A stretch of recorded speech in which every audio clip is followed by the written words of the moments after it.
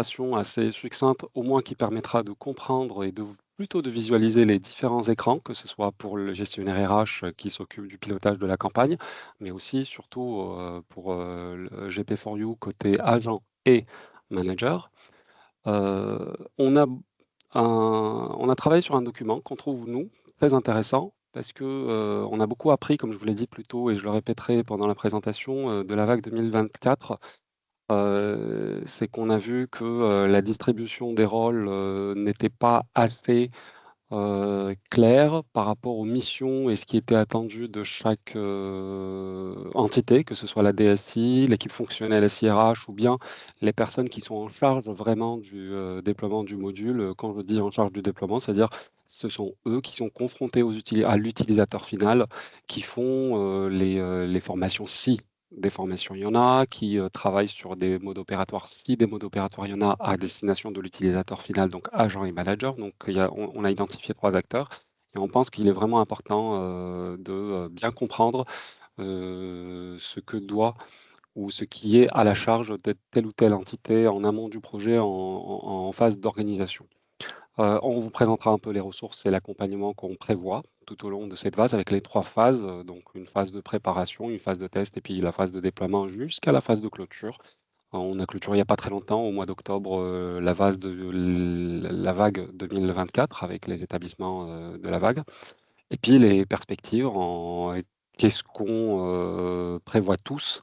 Parce qu'on considère que, c'est les établissements qui font du module ce qu'il est jusqu'à maintenant, tout en considérant l'esprit de la mutualisation et le fait que la solution doit quand même couvrir les besoins de tout le monde. Mais on a identifié un processus, par lequel on peut fonctionner ensemble et pour certains alors, petite parenthèse, s'il y en a certains qui ne sont pas encore membres de l'espace SIAM et surtout du forum, SIAM, je vous invite vraiment à le faire. C'est moi qui validerai vos demandes et c'est sur le forum que, on a initié déjà on a commencé à demander à la communauté, des avis, des retours par rapport à des souhaits d'évolution souhaités par certains, pas pour d'autres. On a aussi d'autres processus à présenter donc et puis, je mets questions-réponses à la fin, mais comme je vous l'ai dit plus tôt, allez-y, n'hésitez pas, mais toujours en rapport avec la section en cours, pour pas qu'on dépasse un peu qu'on aille plus vite que, ce qui est prévu. Donc, en gros, bah, aujourd'hui, comme je vous le dis, hein, c'est vraiment la première action, qui fait partie du processus de déploiement, de la vague. Donc on présente en gros le cadre par lequel on pense que, le déploiement pourrait être, comment rejoindre le forum? Il faut cliquer sur, l'espace SIAM, effectivement, sur la page d'accueil de l'espace SIAM. Après voilà, il faut déjà avoir accès à la page de l'espace SIAM. Sur le côté droit, il y a forum, communauté. Je prendrai 2 minutes pour vous montrer quoi et qu'est-ce qu'on a déjà posté. Bonne question. Donc pour toute question relative au forum, je prendrai, 2-3 minutes pour montrer, ce qu'on a déjà initié, sur le forum. Voilà, donc on présente en gros le cas de déploiement. On parlera un petit peu des nouveautés à la fin parce que, beaucoup d'établissements attendaient, une certaine évolution que je ne vais pas spoiler pour le moment et qu'on va proposer pour, l'année prochaine. Bah, on demandera quand même, dépendamment de ce que vous voulez, hein, donc à la fin de la séance, vous saurez. À mon avis, enfin, j'ai pas envie de pousser beaucoup, c'est pas l'objectif d'aujourd'hui, mais je pense que, le modèle qu'on propose, est largement assimilable dans le sens où on a l'accompagnement, on a les retours d'expérience. Il faut juste une première volonté et suivre le train et le train, en fait, il y a plusieurs arrêts donc c'est assez, c'est ça l'engagement, en fait, en soi. C'est que du moment où on dit: «OK, je vais tester avec vous», bah, on suit les différentes actions jusqu'à ce que, on puisse finir. Et puis on va fournir, des outils pratiques. Bah, la démonstration en soi, au moins, c'est pour un peu, pour les personnes qui n'ont pas déjà vu, voir un peu à quoi ça ressemble. Mais aussi, le fait d'avoir quelques établissements qui exploitent déjà le module. Pareil, donc un peu rassurer, tout le monde et répondre éventuellement à des besoins très pratico-pratiques. Ce qui encore une fois, c'est une première séance, il y en aura plein d'autres. C'est ça l'avantage de cette, configuration d'établissement, donc n'hésitez, surtout pas. Alors, Donc la vague 2024 était une vague pour nous très, très importante. Pourquoi? Parce que avant, on avait un premier modèle, de déploiement qu'on pensait, efficace, qu'on pensait, très personnalisé, à la demande des établissements qui venaient vers la cellule, GPEC, SIAM. On organisait des démonstrations, on accompagnait. C'était très, très chronophage pour nous, mais en fait, on était désynchronisés par rapport déjà le calendrier, hein, des campagnes, d'entretien. Donc en général, tout le monde venait à peu près au printemps quand c'était trop tard pour, parler du module entretien pro, mais on essayait quand même d'essayer d'accompagner les établissements. Donc, pour cela, on a revu, pour la vague 2024, tout le modèle, de déploiement et c'est à partir de là qu'on, propose, aujourd'hui. On partagera aussi quelques retours. Donc, on devrait, avoir quelques établissements, je pense, donc à part Saint-Étienne, bah, il y a Maxime aussi pour, l'IMP Toulouse qui peut partager quelques retours par rapport au déploiement précédent sur ce qui a été, apprécié, ce qu'on a noté pour pouvoir l'améliorer et surtout, surtout, les recommandations, pas seulement en termes de déploiement, mais en termes d'organisation, de suivi et d'accompagnement, tout au long de la vague. Et puis, donc en 2024, pour nous, c'était une occasion pour, essayer, on va dire, d'éprouver, le module. C'était un module qu'on présentait, qui était disponible depuis un certain nombre d'années, mais le fait que, on ait eu plus d'établissements, dont on avait, il y a Strasbourg aussi, qui faisait partie des établissements de la vague 2024. Donc on a eu beaucoup à travailler. Donc il y a eu un gros travail qui a été fait avec Saint-Étienne, auparavant et donc Mathieu peut, par la suite, donner quelques retours et expliquer certaines évolutions qu'on a fait, parce qu'effectivement, les établissements qui exploitent, le module sont confrontés à certains cas auxquels on n'avait pas pensé. Donc je pense par exemple à la fermeture, de tous les processus en cours qui ne sont pas encore réalisés alors que, la campagne est bientôt finie. Petit exemple, hein, mais on en aura d'autres. Mais en gros, la vague 2024 nous a vraiment permis de lisser, de faire tester, en mode, réel, donc par des établissements, et d'éprouver encore une fois, le module. La vague 2025 va servir pour consolider le module, principalement en apportant des évolutions qui étaient beaucoup attendues et je remercie vraiment les établissements, des vagues précédentes qui se sont engagés, qui ont joué le jeu parce que je pense que vous connaissez tous maintenant le modèle de fonctionnement de la MUS, c'est qu'on a besoin d'un engagement des établissements qui exploitent les solutions pour pouvoir initier des évolutions validées au copil. C'est très simple, hein. Heu, Si quelque chose est demandé qui est légitime et que c'est la première question qu'on va, nous poser nous à la cellule, GPEC, c'est, combien d'établissements tu as qui utilisent le module? Et quand on dit que, on en a que un ou 2, on dit, ben, on reste et on fait évoluer le module, par contre, selon les priorisations votées par le COPIL et donc in fine, c'est les établissements, au sein du COPIL qui valident les évolutions. Mais la bonne nouvelle, c'est que voilà, après déjà Saint-Étienne auparavant, parce qu'on a beaucoup, corrigé avec eux et la vague 2024, on a pu enfin, proposer les évolutions qu'on va vous, introduire pour la vague, 2025. Qu'est-ce qu'on veut? Alors, on veut bien sûr, comme pour 2024, hein, constituer un groupe d'établissements qui, va déployer le module ensemble dans une, vague de déploiement en ayant tout le temps des retours, d'expérience en direct avec des établissements des vagues précédentes, partager les ressources, partager les modes de déploiement. Donc on a vraiment les sujets techniques, les sujets fonctionnels et puis les sujets de conduite du changement par rapport à est-ce que c'est mieux de faire une webconf pour, présenter le module pour les agents et managers ou bien est-ce que c'est mieux de leur faire une vidéo? Est-ce que c'est mieux de leur faire un petit mode opératoire? Comment pourrait s'organiser l'assistance? Donc tout ça, nous, bien sûr, on peut vous, donner des recommandations, mais quoi de mieux que des établissements qui exploitent déjà le module et qui ont, déjà testé et puis, déployé, lors de vagues précédentes. Renforcer l'autonomie des centres de compétences, alors d'avant déjà, donc harmoniser les processus de déploiement. Donc on s'est calé par rapport à un calendrier, donc on lance maintenant à partir de, décembre et on veut qu'au printemps, tout le monde soit prêt pour lancer, les campagnes, d'entretien professionnel. Ce qu'on recommande, c'est le faire sur des populations restreintes ou des JO restreintes pour que vous puissiez déjà tester le module et voir jusqu'au bout et dérouler des entretiens sur, ces JO-là et éprouver votre processus de formation. Mais il y en a qui l'ont fait. Saint-Étienne, c'est un établissement qui a déployé le module pour la première année, sur l'ensemble de la population, avec ce qu'il y a de bon ou, de moins bon dans ce mode de déploiement. Mais nous, on a commencé à apprendre et on recommande pour les établissements qui se sentent, heu, on va dire, pas assez fournis en termes de ressources et de temps, parce que je sais que tout le monde a des, quantités de travail dédiées sur certains processus, de le faire une première année, d'éprouver le processus et de passer par la suite. C'est un message que je vais répéter souvent, lors de cette webconf. L'autonomie des centres de compétences dans le sens où on a pareil, hein, c'est parce que on a vu comment ça se passe, chez certains établissements, certaines configurations font que ça fonctionne. Je m'explique. Quand on a un centre de compétences SIRH qui, dans son activité, couvrait auparavant, par un autre outil, d'avant qui était exploité, le processus d'entretien pro s et continue à couvrir.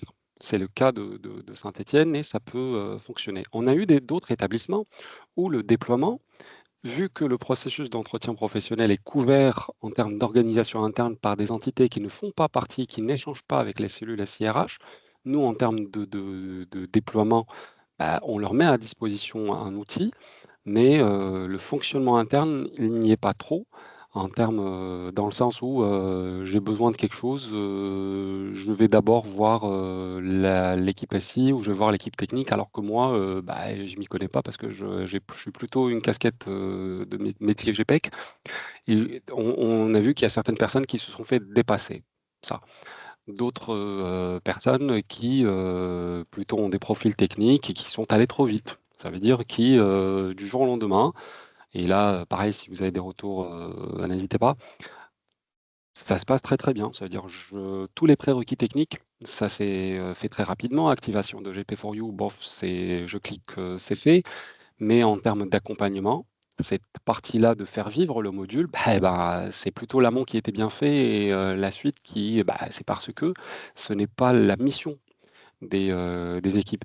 Donc à la fin, on a vraiment, beaucoup travaillé pour proposer un RACI qui identifie à notre niveau, qu'on a pu identifier toutes les phases et les activités avec, les personnes qui doivent enfin les ressources qui devraient les couvrir et donc la RACI en question, devrait répondre, à beaucoup, beaucoup de questions en termes d'organisation.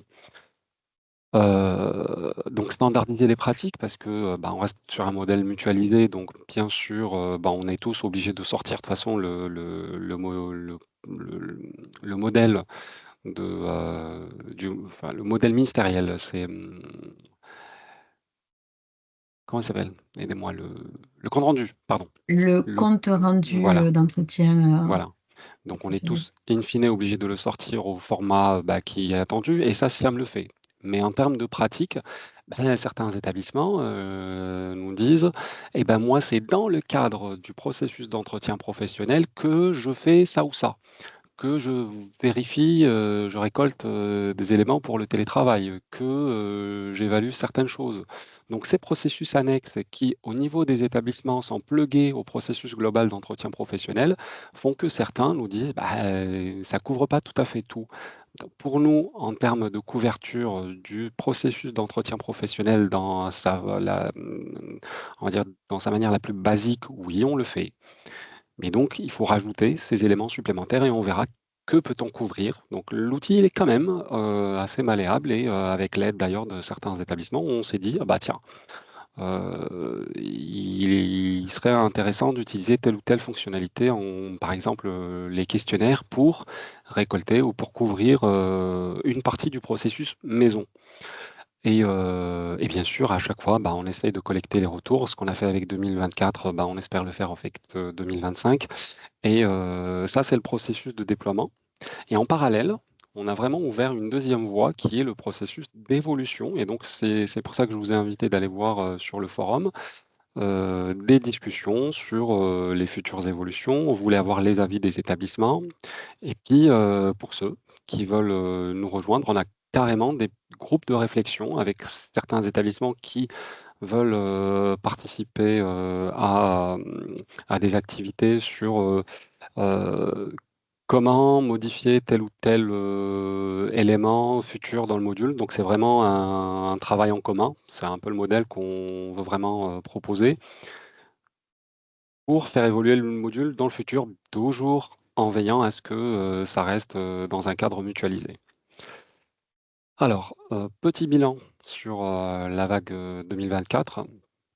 Donc ce qui a été apprécié et ça ceux qui étaient là et qui, sont là aujourd'hui avec nous, bah, n'hésitez pas aussi à dire, des choses. Il y avait Paris, je pense pas qu'ils soient parisiens ou entre-temps peut-être qu'ils nous ont rejoints, mais voilà. Donc, on a, les quelques établissements. Strasbourg, je sais qu'ils sont pas là.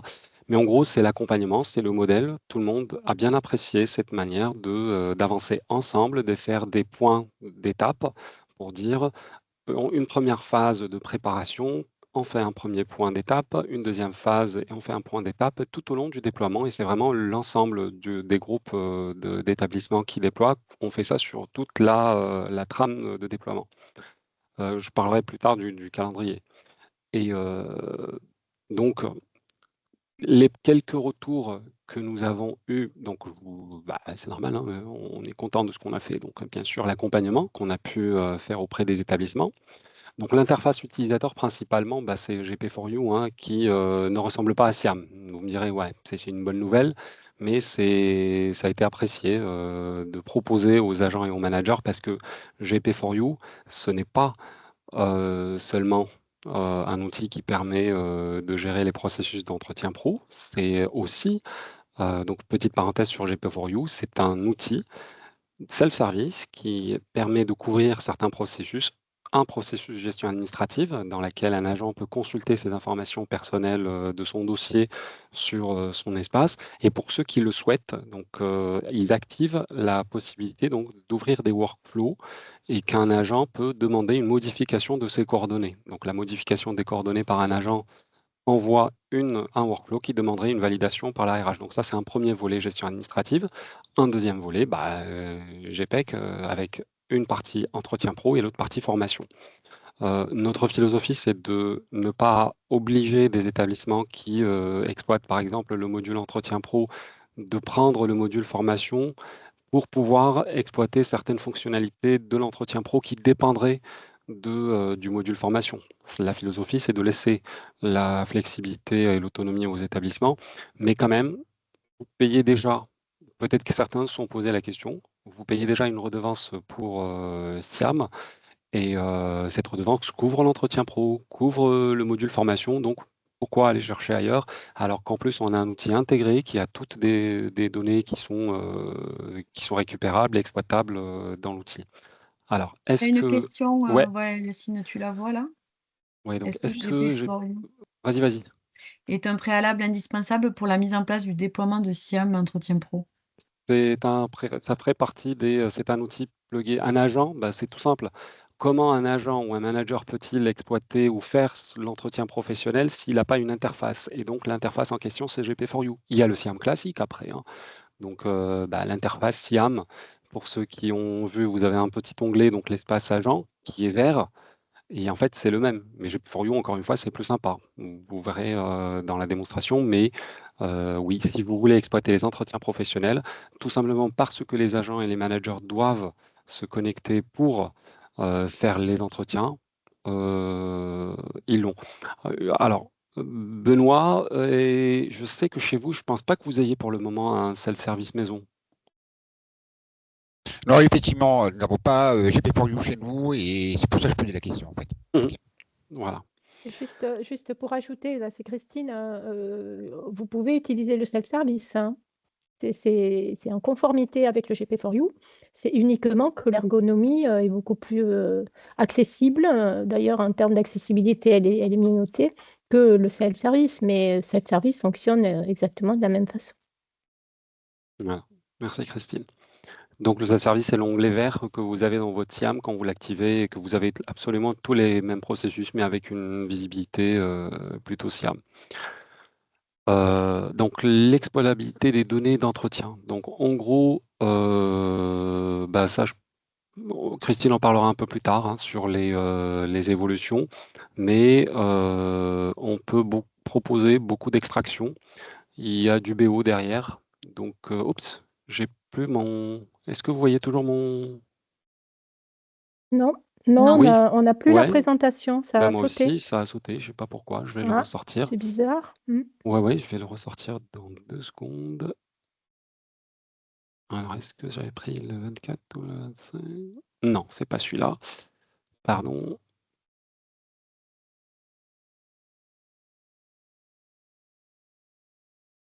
Voilà.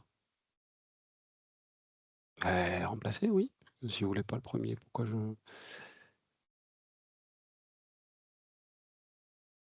alors ça vient. C'est bon. Merci. Donc voilà, il y a de grosses possibilités d'extraction et pour, pilotage. Donc ça aussi, Christine pourra en parler plus tard et si vous avez des questions là-dessus, bien sûr, vous êtes le bienvenu. Donc pour les entretiens 2024, au sein des établissements, on a pu vraiment récolter beaucoup de pratiques, beaucoup de configurations. Plutôt, on parle d'organisation d'équipe et de comment le déploiement pourrait se faire et on a construit un RACI qu'on va vous présenter juste après, la démonstration, mais qui, on pense, pourra vraiment répondre à beaucoup de questions et permettre, aux établissements 2025 de déployer, beaucoup plus efficacement, même si et d'ailleurs c'est ce qu'on recommande, vous le déployez sur des unités organisationnelles plus restreintes et ce qu'on recommande c'est ça, pour commencer avec, ça va être plus, on va dire plus digérable, en termes de processus parce qu'on sait que chez vous, vous avez beaucoup, beaucoup de processus à couvrir. Donc la première année, si vous voulez, un premier test, testé, pesé, validé et puis, alors 2 secondes, il y avait Maxime qui est revenu. Donc en gros, et ça pareil, je vais le répéter plus tard, on a 3 étapes. On a une première étape, aujourd'hui, donc on communique, on a une première étape de préparation pour que tout le monde se prépare, pour la partie, organisationnelle et technique. On a une deuxième phase de test, d'échange avec les autres établissements, de préparation cette fois-ci plutôt de formation, de communication interne, pour, le déploiement et puis bien sûr, on a une phase d'exploitation à partir de fin mars. Nous, c'est ce qu'on se donne comme objectif, c'est de permettre à tous les établissements qui veulent, bien nous rejoindre d'être prêts à la fin mars pour lancer leur campagne d'entretien professionnel et bien sûr, on poursuivra. Ça aussi, c'est l'une des plus-values et on est très content aussi de ça parce que ça a été apprécié, de poursuivre avec les établissements avec des points d'étape pour, en groupe bien sûr, mais aussi avec, chaque établissement pour voir où est-ce que vous en êtes avec, vos campagnes à vous, sur le déploiement. Donc voilà pour une première partie. Alors depuis, enfin tout à l'heure, est-ce que certains ont des questions? Je vais passer sur, l'outil pour, vous montrer un peu à quoi ça ressemble.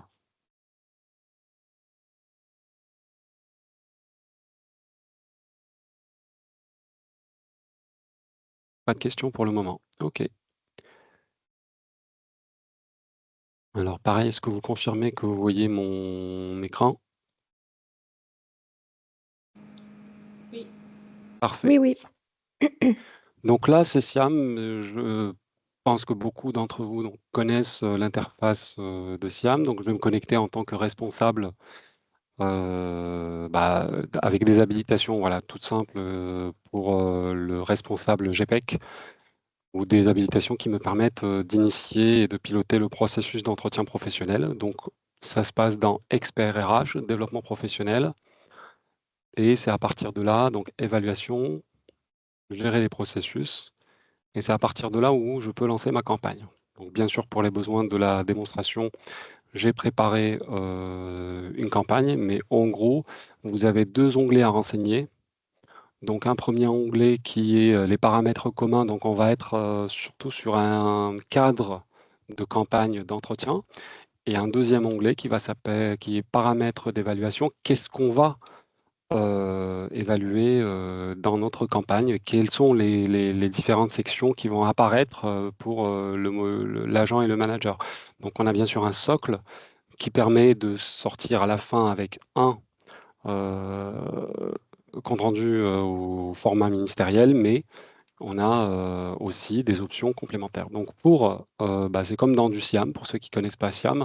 Donc on a une petite feuille blanche, c'est à partir de là où on va dire, on renseigne les informations pour pouvoir créer sa campagne. Donc on a bien sûr un identifiant, donc avec un certain nombre de caractères, un libellé long, un libellé court.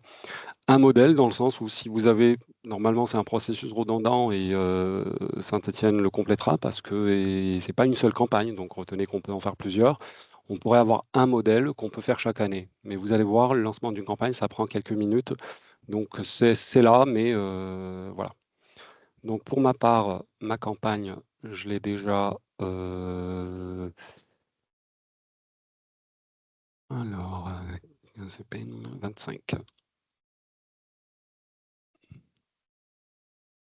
Voilà. Donc j'avais renseigné, donc voilà ma campagne. Ils font une date de début et une date de fin.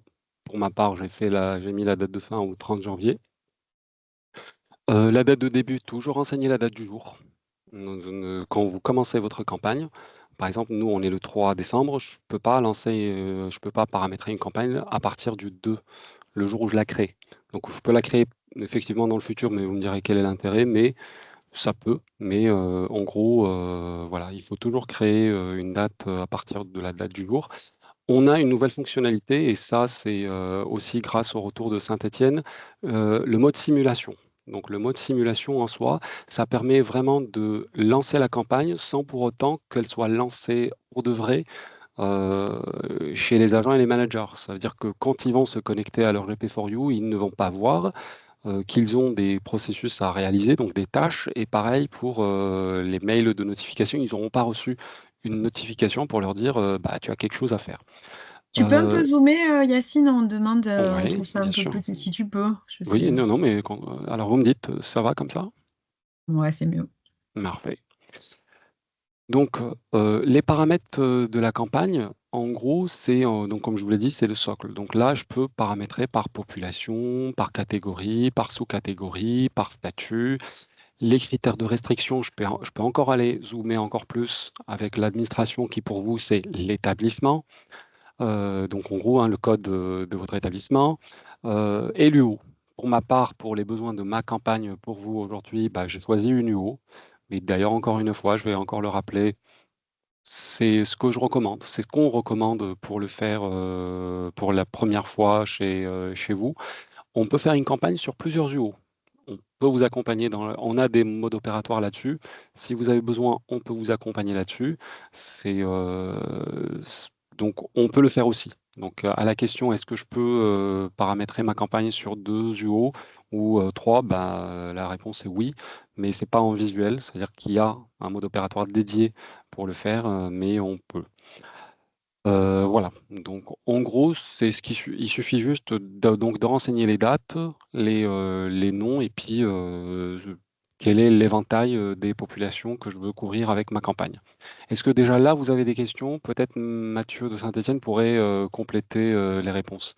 Par rapport est-ce que je vous recommander d'en faire une de campagne, 2, ou Nous, à Saint-Étienne, on en fait 4 différentes, chaque année, et par type de population, en fait. On en fait une pour les AENS, une pour, les ITRF, une pour, tous les personnels de notre service de documentation et une dernière campagne pour, les non titulaires. des questions? Sur l'ensemble Moi, des j'ai UO? une question. Moi, j'ai une question. Du coup, en faisant plusieurs campagnes en fonction du type de population, le responsable derrière, il aura deux campagnes à gérer, quoi. Il n'a pas Il tous ses Il agents, Quand tu peut dis avoir responsable, c'est 2 le voire responsable? 3, 2 voire 3, oui. Le ouais. responsable d'agent. Parce qu'un Bah, le res responsable d'agent a aussi bien de l'ANS que des JTRF. Bah, le responsable d'agent, il est responsable d'agent. Donc s'il a 3 agents, il aura 3 évaluations à faire. S'il en a 10, bah, il aura 10 Donc, il tâches reçoit à 10 faire. fois, donc il va recevoir autant de fois que de campagnes les informations du lancement de campagne. C'est une question, hein, c'est Ah juste oui, pour Oui. ça veut savoir dire que oui, comment oui, ça se passe au niveau après oui, oui. du responsable, quoi. Et alors, quand tu dis, ouais, effectivement, un responsable qui, en termes de notification, alors la notification, c'est que la notification initiale que je vais vous montrer qu'on fait donc dans SIAM pour informer les agents et les managers. Donc effectivement, pour chaque campagne, on le fait. Après, à l'AMU, par exemple, et pour certaines relances, on le fait hors SIAM. Parce qu'on a des extractions, on a des choses. Mais en gros, c'est que ces notifications-là qui vont se faire en double le reste des notifications. Donc, quand il recevra, quand il devra évaluer, quand l'agent aura donné son retour, ça, c'est des notifications qui ne vont pas doubler parce qu'à chaque fois, c'est par rapport aux agents. C'est relié aux agents, non pas aux campagnes, mais effectivement, Isabelle, ça, c'est les notifications initiales de lancement de la campagne. Donc là par exemple, informer du lancement de l'entretien professionnel, relancer les responsables, relancer les agents. Si je suis responsable de 2 types d'agents ayant, faisant partie de 2 campagnes, ben, sur ce processus-là, je recevrai 2 notifications. Mais c'est que D'accord. pour, ça. Ok, merci. Mmh. Moi, j'ai une question. Du coup, si on cible via l'UO, l'envoi, il s'agit de l'affectation administrative de l'agent? Alors, il y a une préparation de la, des responsables hiérarchiques. Donc, on recommande et beaucoup même, dans les prérequis de préparation de la campagne, de bien identifier les responsables d'entretien pro. Donc là, on ouvre une petite parenthèse pour déterminer ce que c'est qu'un responsable. Vas-y, Christine. Oui, juste pour répondre en résumé, oui, ce sont les affectations administratives de l'agent qui sont utilisées. C'est-à-dire, ce sont les UO d'affectation administrative. D'accord, merci. Mais Mais après, Yacine, je voilà. t'en prie, continue sur ce Voilà. que tu voulais Donc expliquer. je complète pour dire que côté. on est tous d'accord que le responsable, donc de l'affectation administrative n'est pas tout le temps obligé que ce soit lui le responsable de l'entretien, hein, dans vos SIAM. Donc là, c'est pour les personnes qui se chargent, de l'exploitation de SIAM en termes de responsable de l'UO, donc c'est celui-là qui est par défaut, hein. Mais en utilisant la BDP ou SIAM même, on renseigne un type de responsable avec un identifiant E qui est responsable de l'entretien. Dans SIAM, il est possible de renseigner plusieurs types de responsables d'entretien professionnel, de formation professionnelle, parce que il faut que ce soit flexible et que dans les organisations des universités, c'est pas toujours les mêmes. Et donc, nous, c'est une recommandation très chaleureuse et qu'on fait aux établissements. Ça fait partie du processus d'initialisation quand vous préparez vos campagnes. Ça ne coûte rien de prendre la BDP, de ressortir une première fois de SIAM tous les responsables et de faire le ménage. Je peux vous donner le retour d'expérience, par exemple, de nous sur le projet SIAM ou à l'AMU. Des fois, vous avez des directeurs de projet qui sont responsables de tout le projet, par exemple, responsables de tout le projet SIAM, mais ce n'est pas le directeur de projet qui évalue tous les consultants du projet SIAM. Des fois, c'est deux. Et donc, à partir de là, dans la BDP, on renseigne une partie pour que ça renvoie vers le responsable A et une autre partie qui renvoie vers le responsable 2. Et ça, c'est très simple à faire et ça donne une flexibilité très, très positive. Enfin, je ne sais pas comment dire, mais c'est un prérequis. Donc, pourquoi on dit que c'est un prérequis? Parce que effectivement, l'année dernière, il y en a qui ont fait confiance au fait qu'ils pensaient, et peut-être des fois c'est à juste titre, que leurs UO étaient bien renseignés et que les responsables étaient bien affectés sur l'affectation administrative. Et puis à un moment donné, ils se sont rendus compte que pour 1, 2, 3, et ben finalement, ce n'était pas le bon. Et voilà. Donc ça, petite parenthèse par rapport à l'identification du responsable. Donc l'un des prérequis, c'est de bien identifier en amont qui va évaluer qui. Alors, voilà, donc pour le premier onglet, par rapport au périmètre commun, donc je reprends, c'est le cadre général de la campagne. Donc le deuxième paramètre, donc c'est que va-t-on, quels sont les différents onglets qui vont apparaître chez les agents et les managers. Donc là, on a la définition des objectifs. Donc on a la possibilité, quand on lance une campagne pour la première fois, ou même pour chaque fois, de donner la possibilité de saisir les objectifs pour l'agent et le responsable. C'est une flexibilité qui répond bien à la première année de campagne. Ça veut dire que vous allez tester SIAM pour la première fois, vos agents et managers ont déjà des objectifs sur des supports papier, je pense pour la plupart, et pour ceux qui les ont dans d'autres outils. Donc nous, on a bien sûr des outils qui permettraient de récupérer dans un format bien précis les objectifs de l'année 2024, parce que vous allez faire les campagnes 2025, de les injecter dans SIAM pour qu'ils apparaissent. Mais on pense, ça a bien fonctionné, que quand on paramètre et on lance une campagne, il y aura deux phases. Une première phase qui va s'appeler la définition des objectifs. Et vous voyez ici que on a la possibilité de donner cet exercice-là au responsable uniquement. C'est ce qu'on ne recommande pas et je vais vous dire pourquoi, ou bien à l'agent responsable. Je pense que vous comprenez déjà que si je mets tout chez le manager et qu'il a 10 agents à évaluer, il va saisir 10 fois dans GP4U les objectifs de son agent, de ses agents qu'il en a 10, donc il aura à saisir 10 fois. Donc nous, c'est l'exemple de l'AMU, par exemple, et on a lancé une première campagne qui a fait que ce soit d'abord les agents qui ressaisissent les objectifs, et donc on parle de l'année précédente, dans SIAM, qui les renvoie vers le manager. Une fois que c'est validé, c'est là où la campagne va commencer. À partir de là, vu qu'on a SIAM en 2025, pour les agents qui ont déjà des objectifs dans SIAM, ça permet de continuer parce qu'on a hérité déjà des objectifs de la période précédente. Mathieu, un complément sur ça? Sur comment vous gérez Nous, on a fait le choix de ne pas donner la main sur la définition d'objectifs de l'année N-1. Ok. On part du principe que s'ils n'y sont pas, c'est que le processus n'a pas été complété l'année précédente et donc tant qu'il n'est pas complété, on valide pas, enfin on valide pas, on les Mhm. injecte pas manuellement après coup quand ils Et n'ont pas donc, été validés. donc le gestionnaire RH aussi, si ça se passe très très bien dans l'établissement et que tout est carré, un gestionnaire RH à l'arrivée d'un nouvel agent aussi, on peut lui saisir ses objectifs. Oui. Donc, je poursuis. Alors, petite précision sur ce onglet-là, ce pavé. Les compétences du poste. Il est possible. Donc, ce que vous voyez ici, ça serait une campagne basique qui sortirait le formulaire ministériel. Donc, par contre, les compétences du poste, c'est les compétences du référentiel. C'est-à-dire, si j'ai un référentiel, je vais lire la question après. Si j'ai un référentiel que j'ai chargé dans SIAM qui est, on va dire, exploité, c'est ces compétences-là du référentiel, que ce soit référence 3 ou autre maison, qui sont évaluées. Les valeurs clés, c'est des compétences en relation avec l'UO. Hein, vous pouvez les rajouter, les charger et puis à partir de là, les évaluer. Donc on parle des objectifs de la période en cours, la période à venir, les activités en entend activité par tâche. Donc si vous voulez charger encore une fois, si je clique ici et que j'ai rien derrière, le pavé sera vide.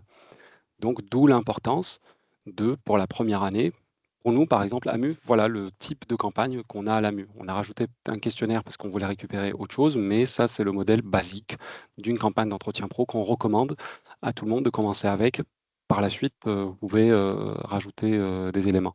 Un questionnaire, il est possible de paramétrer et de rajouter un questionnaire pour récolter plein d'informations, hein, des questions ouvertes, des questions fermées, et que ce soit en relation avec, encore une fois, le télétravail ou autre chose. Mathieu, tu veux, par rapport au questionnaire, est-ce que vous en avez fait ou... Non, nous on les a pas encore exploités. D'accord. Alors ça, on peut par contre nous partager un peu. Donc j'ai une question pour bonjour, y a-t-il une possibilité d'identifier deux responsables pour un même agent? Exemple, une affectation 50-50, soit l'agent bénéficie de 2 entretiens professionnels distincts avec chacun de ces 2 N+1, soit l'agent bénéficie d'un seul responsable. Donc j'ai la réponse, mais si Mathieu tu l'as, si ça vient d'un établissement, c'est mieux. Nous dans ce cas de figure, on a essayé de faire en sorte que les responsables se coordonnent pour qu'il y ait qu'un seul compte rendu qui soit édité. Ça, c'est sûr. Donc on est d'accord que ce soit même nos pratiques, nous, à l'AMU, mais pour nous, par exemple, à l'AMU, où il y a un agent, c'est très, on va dire, pratico-pratique, parce que tu as un agent qui a passé quelques mois dans un service et qui passe le reste des mois dans un autre, donc il doit se faire évaluer par 2 responsables. Donc nous, effectivement, il n'y a qu'un seul processus d'évaluation, et donc la balle est renvoyée sur le manager qui a été identifié dans le prérequis d'identification du responsable. Donc, quand je paramètre ma campagne et quand je vais dans la BDP, je dis que c'est le manager de début d'année qui évalue l'agent ou de la fin de l'année, c'est vous qui voyez. Donc, c'est lui qui reçoit la balle, il commence l'évaluation. Nous, à la MU, c'est ce qu'on fait. Donc, au milieu, quand il y a d'autres objectifs qui ne font pas partie du service du manager A, mais plutôt du manager B, le manager n'a qu'à transférer. C'est une fonctionnalité qui a été très très bien assimilée par les gestionnaires, les managers de la MU. Et donc, je vais sur une partie, j'arrête, j'enregistre et je transfère ma tâche vers l'autre manager qui lui continue jusqu'au bout ou qui lui continue et me renvoie. C'est vous qui voyez. C'est assez. Mais en gros, il y a un seul processus et il y a la possibilité de passer la main vers l'un ou l'autre des managers de l'année précédente et l'année d'après. Après, Yacine, si je peux me permettre, je pense que ce qui a été aussi préconisé chez nous, c'est qu'il y ait une concertation entre les 2 managers. C'est ce que dit Mathieu, effectivement. Voilà, c'est assez important. Et en fait, le manager qui va être identifié au départ, c'est donc le responsable du haut par défaut ou celui qui a été saisi via la BDP, le responsable direct. Et surtout, ce qui est important, c'est que c'est lui qui apparaîtra dans le compte-rendu, dans le pavé responsable direct. Voilà, il n'y en a qu'un qui peut apparaître à ce niveau-là et en dessous, il y a l'autorité hiérarchique. Donc, c'est celui-là qui a la main. Donc, après, il y a une concertation. Nous, on propose effectivement aussi, comme le dit Yacine, de transférer les tâches pour que chacun puisse se saisir, que le deuxième puisse se saisir aussi ses propres commentaires, voilà, qui vont entre eux. C'est une possibilité qui est assez utilisée, j'ai l'impression. Ouais. Et qu'est-ce que je voulais dire par rapport au et l'un des messages clés aussi qu'il faut en termes de conduite du changement, c'est que c'est un outil. Ça veut dire que il faut que les gens se parlent, que ce soit l'agent et le responsable ou les managers entre eux. C'est que il faut qu'il y ait un entretien pour qu'on puisse le saisir et que ça ne reste qu'un outil. Alors voilà, donc en gros c'est ça. Donc si je finis de faire ça, je mets d'abord je soumets ici comme dans Siam et à partir de là, après donc j'avais cliqué, donc pour ma campagne à un mode simulation. Donc je vous ai dit, que le mode simulation permet d'avoir une visibilité sur les agents récupérés de la campagne. C'est, très, intéressant dans le sens où, ça permet donc là ma campagne elle est lancée, donc mais ça permet de faire le ménage, dans le cas où, entre-temps, où j'ai zappé un agent qui n'était pas bon, je peux supprimer ces agents-là, comme je vous l'ai dit, en phase préalable de paramétrage sans pour autant que l'agent ait reçu quelque chose ou qu'il puisse initier quelque chose d'ancien. Voilà, alors je reviens rapidement ici, donc j'ai fini, je lance ma campagne. Donc informer les agents et les managers, donc j'ai un mail proposé par défaut, que je peux modifier pour, lancer. Donc le paramétrage fait partie des prérequis techniques pour que le mail soit envoyé et par la suite les mails de relance pour les agents et les managers et donc voilà, une fois que je clique dessus, ça renvoie vers les agents et les managers, par une notification pour leur dire: «C'est lancé». Excuse-moi, j'ai Yes, une question par rapport au mail. Ça arrive sur le mail professionnel qui est déclaré dans le dossier de l'agent? très bonne question. C'est bon, c'est le code de mail professionnel? C'était les mails effectivement qui ont été, renseignés dans Siam, où ça Christine? Ah, pardon, j'avais pas mis le microphone. En fait, chez nous, c'est un mail qui n'est pas dans le dossier agent qui est utilisé. C'est un mail qui est utilisé pour tout ce qui est gestion des convocations aussi, tout ça. C'est dans le profil utilisateur. Donc, c'est dans le profil utilisateur qu'il y a une adresse mail. C'est forcément, je Et donc pense, c'est l'adresse l'adresse mail mail pro? professionnelle, Mmh. puisqu'elle Ouais, est, elle est souvent renseignée à partir du LDAP. Il y a un web service qui permet d'alimenter en masse, je crois, et c'est le profil utilisateur, le mail du profil utilisateur qui est Ça fait partie des utilisé prérequis partout. techniques. Ouais. Mathieu, tu complètes, avec quelque chose? Tu as des billes sur ce sujet? Non, nous, on utilise Ouais, non. l'annuaire LDAP, donc Voilà. Cindy, elle est ici ou pas? non, elle n'a pas pu être là. D'accord, pardon. Ouais. Oui, les profils sont alimentés à partir de l'annuaire LDAP. C'est forcément, je pense, les mails professionnels. Mmh. Voilà. Donc ça, De toute façon, oui, pardon? ouais, de toute façon, pour que l'agent puisse accéder à la page GP4U, logiquement, il faut que je renseigne justement la Oui. partie L'identifiant. Ouais. étape. Et voilà, Profil. en général, Oui, tu renseignes les deux, quoi. On est tout d'accord. à fait. Tout à On est fait. d'accord. Ah, j'ai pas encore fini sur Siam. Donc là, j'ai lancé ma campagne. Avant de passer à GP4U, là, j'ai encore 5 minutes. Donc je peux piloter les évaluations. Je peux, en tant que responsable GPEC, du processus en soi, voir un peu où est-ce qu'on en est mes campagnes. Donc là, j'ai des indicateurs avec les agents de toute la campagne et pour voir est-ce que le processus, à quelle phase est le processus et où est-ce qu'il en est. Il y a une évolution qui permet de faire une extraction pour pouvoir avoir une meilleure visibilité. Ça, Christine en parlera un peu plus tard. Mais voilà, donc je peux déjà voir où est-ce que j'en suis. Il est possible aussi d'ajouter un agent, si j'ai raté un agent et que je le fais. Donc, je peux aussi ajouter un agent à la campagne. Je peux quand même aussi enlever un agent, même si la campagne est lancée. Donc, c'est assez flexible en termes de gestion de population de la campagne. Je vais sur GP4U. Est-ce que tout le monde connaît GP4U? Vous avez vu à un moment ou à un autre à quoi ça ressemble?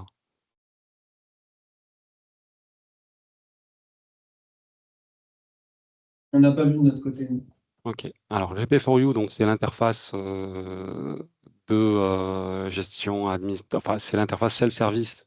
Donc nouvelle, dite nouvelle, parce qu'il y aura aussi une nouvelle qu'on va présenter en janvier pour ceux qui l'ont vu au Club à faire for you. Mais pour le moment, on parle de GP4U. Donc là, je suis un agent. Donc ce que vous voyez ici, parce que c'est mon profil de données, donc il est plus riche. Mais en gros, on va plutôt voir la partie entretien pro.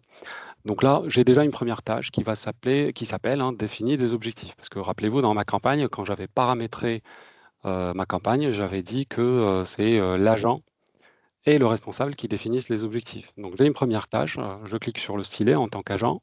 Et donc, bien sûr, pour les besoins de la démo, j'ai commencé à saisir. Donc, comment on saisit un objectif? Là, on clique sur plus. On doit saisir une date, le titre donc, de l'objectif, la description, les démarches et moyens de réalisation et les indicateurs de mesure, si je veux. Après, donc, si je clique ici, pour nous AMU, on l'utilise parce que juste pour taguer, c'est pas hérité, c'est pas.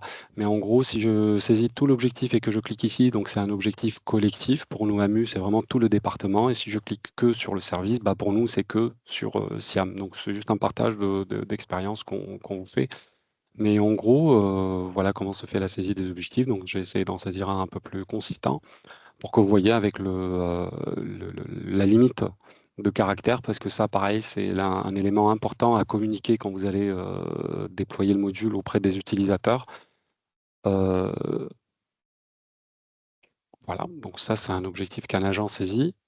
Il saisit ses objectifs.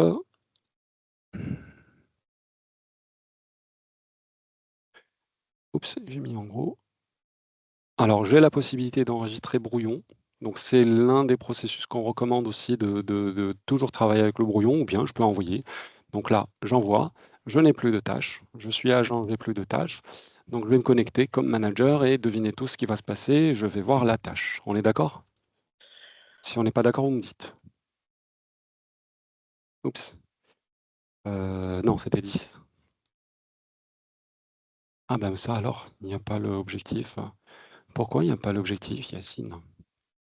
C'est tout simplement parce que je suis connecté en tant qu'agent. Et tout le monde est un agent dans GP4U. Donc même en tant que manager, quand je me connecte, je suis identifié en tant qu'agent.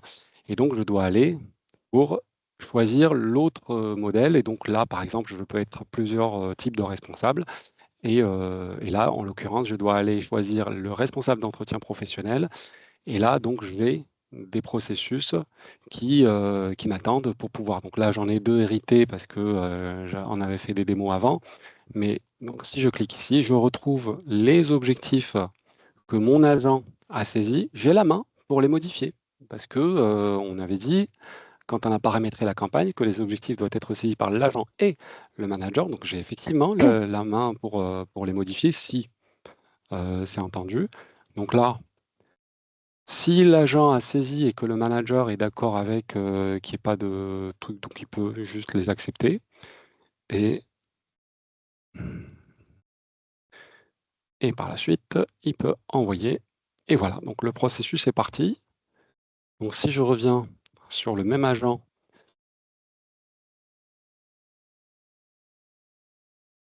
je reprends le même processus que tout à l'heure, que j'ai commencé à initier. Donc là, par contre, vous voyez, je peux voir l'objectif.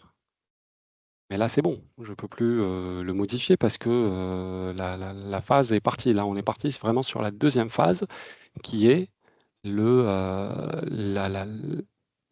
validation des objectifs par l'agent. Donc j'accepte mes objectifs.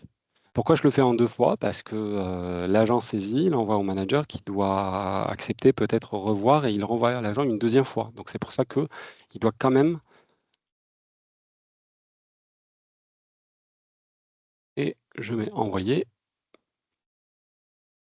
et donc, là, si je me connecte, on utilise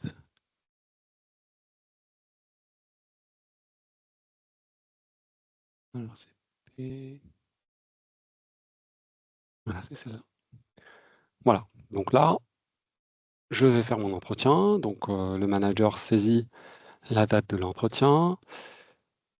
Les objectifs stratégiques, bah, c'est le titre que j'avais saisi tout à l'heure quand j'ai paramétré ma campagne. Je vois les informations relatives à l'agent, les données de carrière de mon agent, l'affectation de mon agent, les informations par rapport, à tout ce qui est, historique des carrières.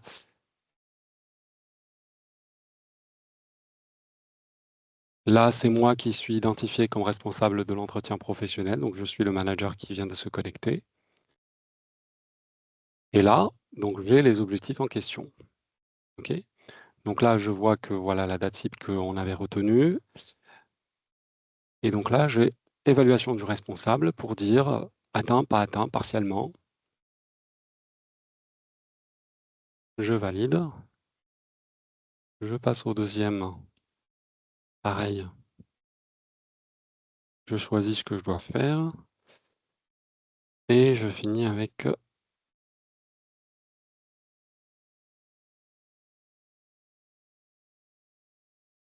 voilà. Donc ça, c'est pour la partie objectif. Un autre pavé, donc les événements survenus. Vous retrouverez hein, les uns les autres les éléments qui font partie du formulaire ministériel, donc tout ce qui est les différents pavés, la valeur professionnelle et la manière de servir de l'agent. Je suis désolé, je ne peux pas faire 2 choses en même temps, donc je meuble. L'appréciation générale, contribution, activité de service. Une appréciation générale, capacité professionnelle et relationnelle et pareil.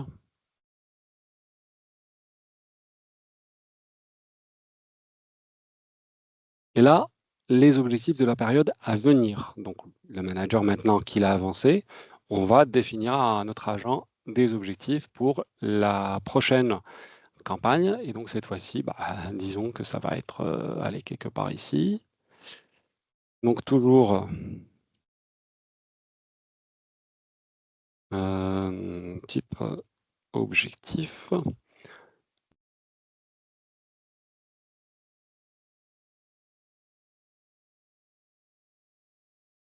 Et je peux en saisir autant que je veux. Faut qu'on avance un petit peu.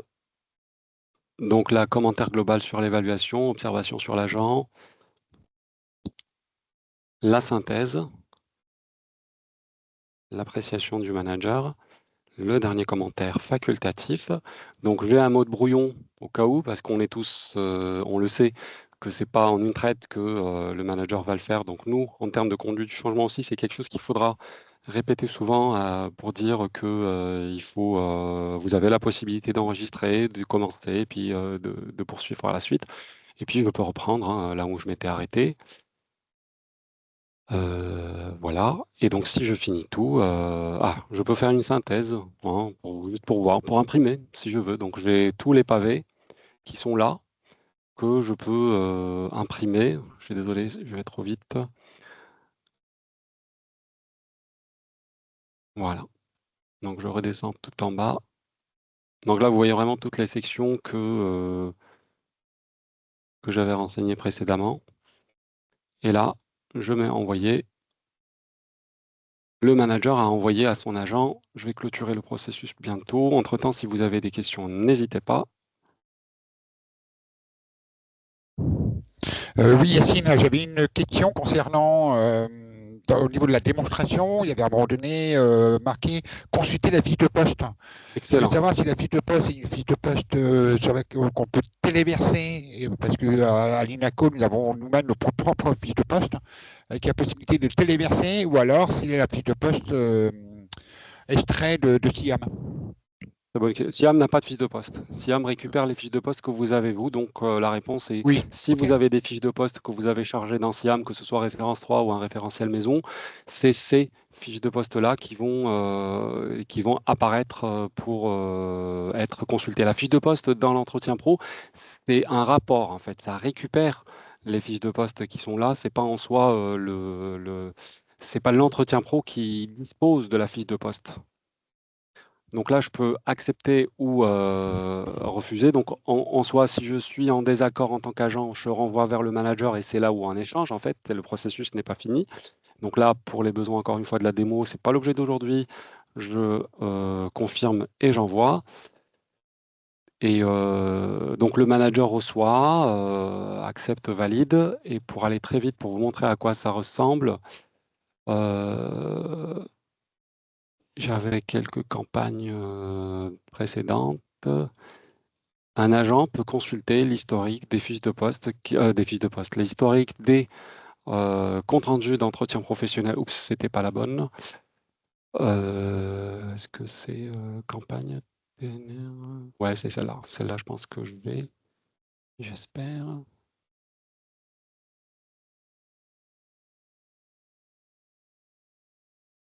Voilà.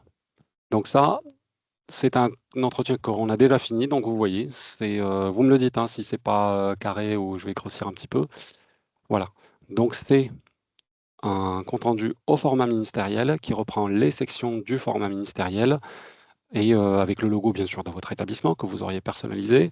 Donc vous le revoyez ici, je vais aller doucement pour que vous puissiez voir les sections. Donc on a la description, les missions, les évaluations. Il y a un tableau et on l'a validé, ça c'est au format.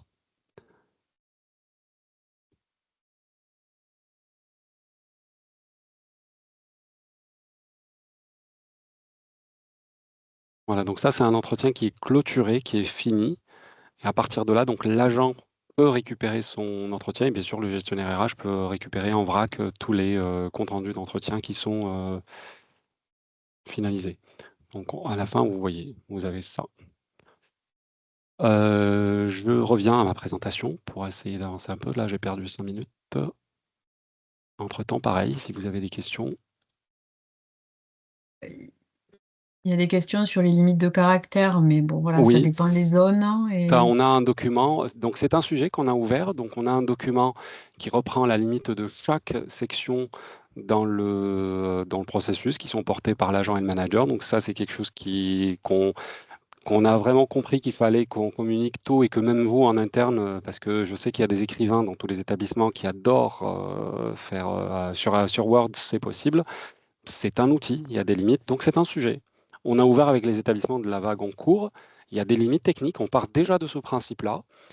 On n'est pas fermé pour dire qu'on peut ouvrir. Donc il y a deux chantiers. Le premier chantier, c'est de la communication, parce que on communique sur les limites, on communique bien sur les limites de chaque section. Donc vous avez vu sur le titre de l'objectif, c'est un certain nombre de caractères. Par la suite, on a 200, par la suite, on a 1000.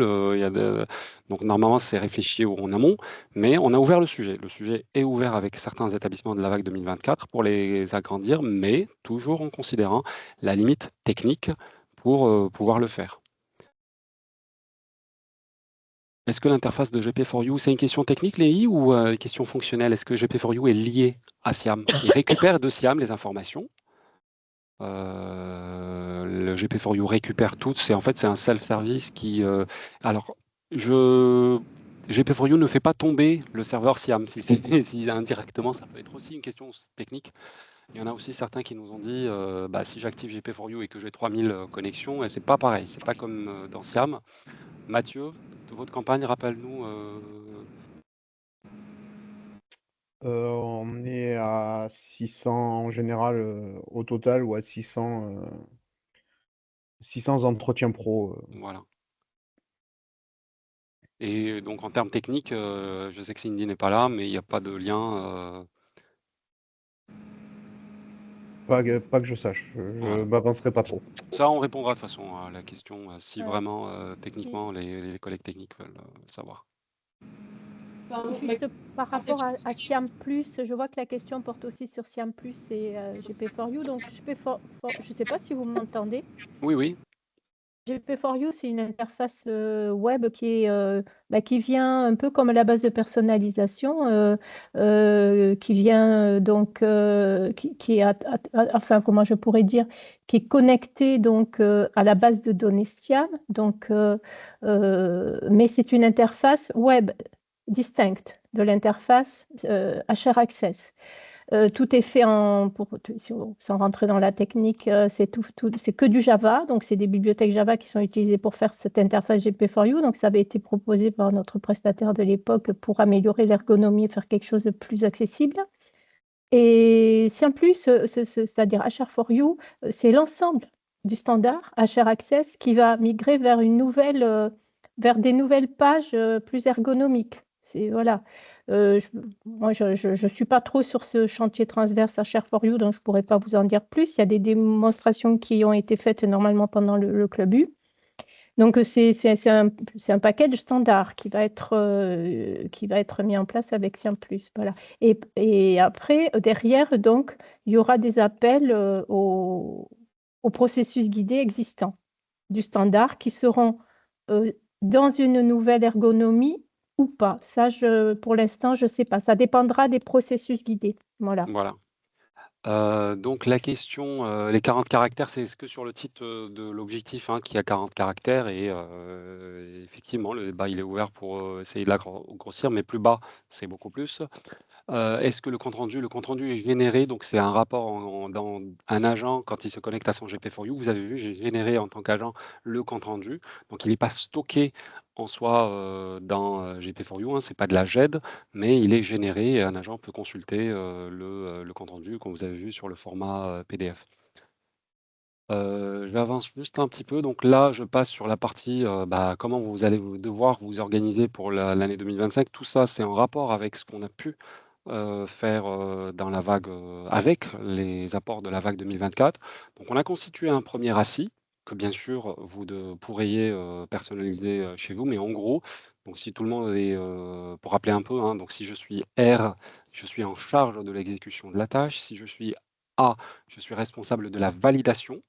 Si je suis C, je dois être consulté pour pouvoir avancer. Et si je suis I, je suis juste informé qu'il y a quelque chose qui se passe. Alors, je laisse la question pour plus tard. Donc en gros, voici la liste des différents processus, donc vous avez la préparation des prérequis, donc tout ce qui est partie technique, on va dire. Il y a les paramétrages de la campagne.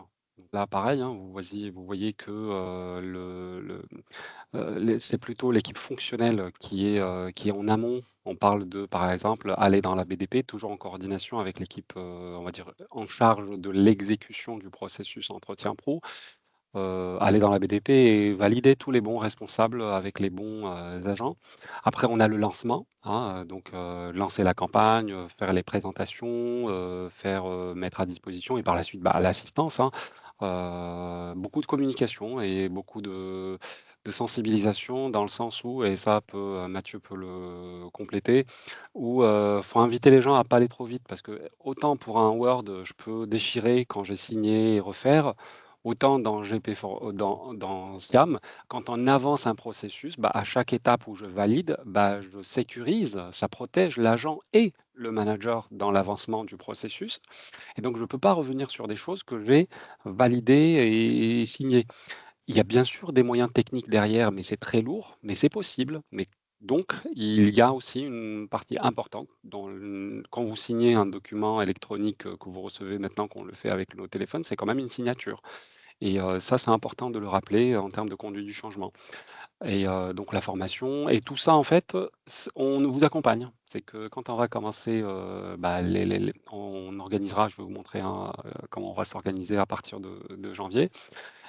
On s'échange, entre nous les bons plans, les ressources, comment tu as fait pour, former telle ou telle population, mais en gros, c'est ça. Donc on pense que ce RACI, il faut vraiment vous l'approprier en termes en interne pour dire: «Chez moi, est-ce que je porte les 2 casquettes? Est-ce que je peux porter la casquette, on va dire, équipe RH métier ou je porte que la partie» donc dépendamment encore une fois de vos configurations organisationnelles internes, ça on a vu qu'on a eu 2 cas en 2024 où ça n'a pas fonctionné pour 2 raisons complètement différentes. Une fois, c'était principalement parce que l'équipe GPEC, avait porté le processus de bout en bout et ça l'a dépassé en fait tout simplement et une autre fois où, ça a très, très bien fonctionné côté technique, jusqu'à un certain niveau, mais il fallait accompagner, la suite. En termes de processus, donc en gros la vague, donc je vous dis, hein, on a 3 groupes, on va dire, axes. Le premier, donc ça va être la préparation avec les organisations et préparations techniques. Une deuxième phase, ça serait la form enfin les formations et les tests, donc en interne. On s'organise, hein, dans la première phase, d'où le RACI et bien sûr en troisième phase, c'est là où on va lancer la campagne. Donc à la fin, nous, on pense maintenant, je pense que toutes les campagnes, si je ne me trompe pas si je dis que vous prévoyez tous de les lancer à la fin, mars ou peut-être un petit peu tôt ou peut-être un peu plus tard, mais je pense que je suis dans le bon créneau. S'il y en a d'autres qui sont un peu décalés, bah, vous me le faites savoir, mais je pense pas me tromper de 4 mois. Après vous avez un processus parallèle, donc tout ça, vous avez notre accompagnement tout au long du déploiement. On essaie de mutualiser bien sûr parce qu'il faut quand même avoir les retours de tout le monde pour harmoniser. Je rappelle un peu ce que j'avais dit au début. Vous avez les règles des établissements et on a la chance donc encore une fois d'avoir, Mathieu, avec nous aujourd'hui, mais qu'on va inviter au fur et à mesure dépendamment de sa disponibilité et puis les autres établissements aussi. Et bien sûr, donc la vague parallèle de déploiement, comme je vous avais dit un peu plus tôt, il y a la vague des évolutions, de travailler avec nous pour ceux qui le souhaitent sur ce qu'on prévoit de faire dans le futur. Ah pardon, ça je l'avais vu chez moi, mais pas chez vous. Donc en gros, là, voilà, c'est ce que je vous ai dit. Donc les 3 gros blocs, de déploiement, hein, donc la préparation, tout ce qui est, préparation dans l'organisation et les prérequis techniques, la formation et puis par la suite, l'exploitation et donc on finit la vague finit pour nous, la vague 2024 a fini au mois d'octobre. On a fait le séminaire de clôture et d'autres établis il y en a qui nous ont rejoints pour la vague 2025 parce qu'ils étaient toujours en mode découverte comme vous allez peut-être l'être aussi, cette année. En gros, donc le calendrier, donc aujourd'hui, donc pour nous, c'est le point, de départ. On lance le chantier, si vous voulez, organisationnel et technique. Et on devra donc je proposerai un calendrier avec des rencontres, mensuelles à partir de la deuxième ou troisième semaine de janvier pour faire un point. Donc en gros, on a des points d'étape, hein, tous les mois avec les établissements. Ça, c'est vraiment en groupe, d'établissements de la vague et puis on a des points d'échange avec les établissements, AMU et établissements quand ils le souhaitent, pour, débloquer un certain point ou pour accompagner, pour rattraper un peu le train et on démarre tous ensemble, même nous AMU, donc on fera partie aussi de la vague, chaque année, hein, pour pouvoir bénéficier aussi des retours des autres établissements et on partagerait aussi les nôtres et puis à la fin, donc on a une phase de clôture et on clôt la vague. Alors, ce qu'on, vous demande pour mo vraiment des messages clés, ce que je souhaite vraiment nous, on souhaite vous dire, c'est que pour nous 2025, c'est une année où on a réussi grâce encore une fois, au travail, qu'on a fait avec les établissements des vagues précédentes, à initier des évolutions. Donc pour nous 2025, ça doit être une année charnière dans le sens où tous les établissements devraient comprendre au moins à quoi ressemble le module et de quoi est capable le module entretien pro. Donc, en termes d'organisation, une fois que, ça encore une fois, ça vous engage en rien de dire, «OK, bah, j'en fais partie», mais en mode, je teste et puis je vais jusqu'au bout. Mais ce qui est important, c'est que faut pas qu'il y ait un peu brouillon dans le sens où, on va tester, mais faut vraiment que tout le monde s'engage dans le train pour que les processus soient respectés jusqu'au bout, pour que vous ayez vraiment un avant-goût de comment pourrait, se dérouler une vague, généralisée sur votre établissement et que vous ayez pas un goût qui n'est pas tout à fait, on va dire opérationnel. C'est ça en fait le message clé. Le premier et donc qu'à la fin en fait de la vague 2025, tous les établissements aient une idée de quoi, est capable le module. Donc nous, on propose bien sûr l'accompagnement, que ce soit comme je vous l'ai dit, pendant les séances de débrief, avec vous, établissement, et on a donc le deuxième processus parallèle qui nous permet de faire évoluer, le module. Voilà pour ma part. Alors faut-il faire alors j'avais des questions. Le N+1 peut-il aussi revoir les EPI? Le manager, est-ce qu'il peut voir les entretiens pro de ses agents, c'est ça? Amandine? Oui, je voulais savoir, excusez-moi. Du coup, en fait, juste les anciens EPI qu'il a fait en tant que manager, je voulais Mmh. savoir s'il pouvait consulter du coup ces EPI faits sur les anciennes campagnes, parce qu'on sait que du coup, les N+1 aime bien Mmh. des fois relire l'EPI qu'il a fait l'année dernière, par exemple. Mmh. Ah oui, oui, oui, c'est tout à fait possible. Vu D'accord. que tous les formulaires sont archivés, c'est-à-dire que ce soit sur l'espace agent pour l'agent ou l'espace manager pour le responsable, il peut voir les formulaires qui ont été envoyés au fil de l'eau. Et D'accord. le responsable peut en plus, à tout moment, éditer le compte-rendu au format ministériel.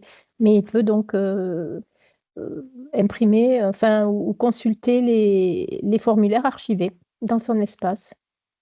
D'accord. Merci. Donc il peut récupérer les Oui, entretiens de tous ses agents. tout ce qu'il a pu saisir Mmh. l'année précédente, ouais. On Ah, a d'ailleurs une demande d'évolution en interne chez nous pour mieux organiser ces formulaires archivés qui sont un petit peu actuellement, bon, tous les uns à la suite des autres. Voilà, il y a des demandes là-dessus pour pouvoir les réorganiser par agent, par campagne, voilà. Christine, maintenant je te passe la main pour parler un peu des, prochaines Oui, évolutions. oui, Ah, Excusez-moi, d'accord. il y Oui. avait Isabelle? on avait une question par rapport justement à l'archivage des anciens entretiens professionnels, lorsqu'un agent change de responsable, il est muté et il change de responsable, est-ce que le nouveau responsable a consultation de ses anciens entretiens? L'agent, oui, mais est-ce que le nouveau responsable? Non, pas sur son espace parce qu'il les a ils sont le formulaire est pas sur son espace puisque c'est pas lui qui l'a envoyé. Donc c'est pas dans ses tâches archivées. Donc, il ne pourra jamais consulter les anciens entretiens professionnels de l'agent. Alors après, tout dépend si on parle de comment? Si c'est le compte rendu, oui, il pourra l'éditer, mais pas les formulaires. Les formulaires, c'est vraiment sur l'espace de l'agent. Que ce soit un manager ou un responsable, il n'a que ses formulaires à lui. Par contre, le compte rendu, il pourra, à partir du moment où il devient responsable de l'agent, il peut éditer le compte rendu de l'année précédente, par exemple. Oui, en gros, le PDF, il peut le consulter, mais le document pour saisir, il ne peut pas le consulter. Voilà, les formulaires en tant que tels, les tâches qui ont été envoyées, non, c'est D'accord. pas, voilà. Et Mais est-ce après, que, voilà, oui, oui, il peut, j'avais il peut une autre demander. question par rapport au responsable. Est-ce qu'il y a possibilité de mettre un responsable N+2 à la fin du processus pour valider le N+1? Pour Alors, l'instant, c'est pas possible. on a ouvert le débat. D'accord. Oui, on a D'accord. ouvert le débat parce que On va parler de voilà, ça. ouais. Donc on va parler de ça à la fin. Donc ça, donc je commence Ok. déjà par dire qu'on a ouvert le débat. Donc Valérie, quid des responsables qui ne gèrent pas, quid des établissements qui ne gèrent pas les responsables hiérarchiques via les UO? Eh ben, la réponse, effectivement, c'est avec la BDP. Donc ça fait partie des prérequis de lancement et de préparation de la campagne.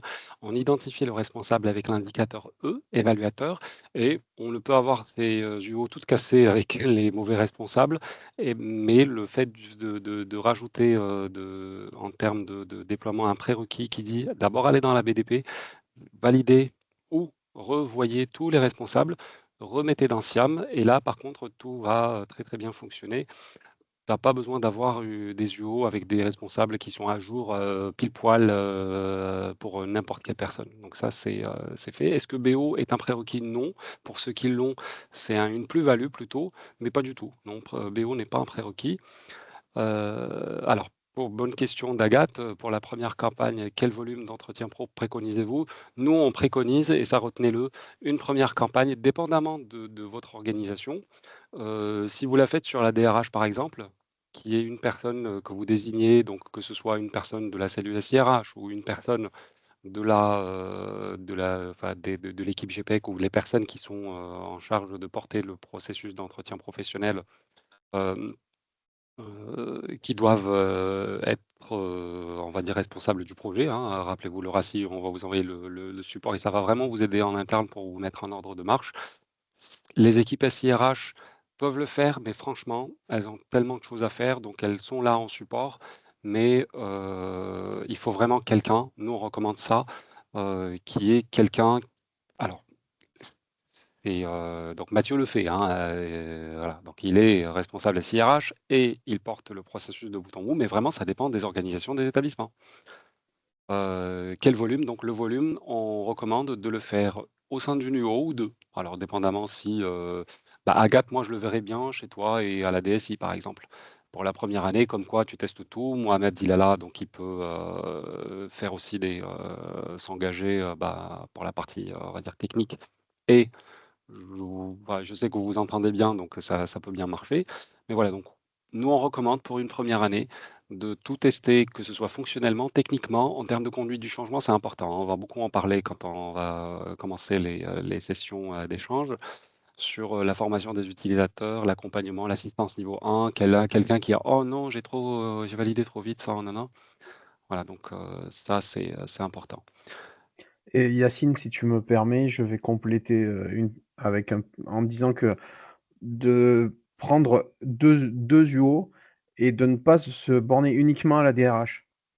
Parce que, en fait, nous, on a notre vision RH et le fait de le faire avec des personnes qui ne sont pas du tout, qui connaissent pas du tout la RH, Très ça bon, hein, permet d'avoir des questions que ouais. nous, on pense la réponse Oui, un tellement logique. entre-soi à la RH qui serait C'est ça. parfait, on se dit: «Ouh là là, ça se passe très, très bien». Effectivement, éprouver le Il y a module aussi avec une autre UO. Yacine, voilà, Yes? juste pour partager l'expérience nous qu'on on a fait avec deux campagnes, une campagne pour chaque UO pour les fois où on a testé, on a fait RH pour qu'eux commencent déjà à prendre le truc et on a fait DSI.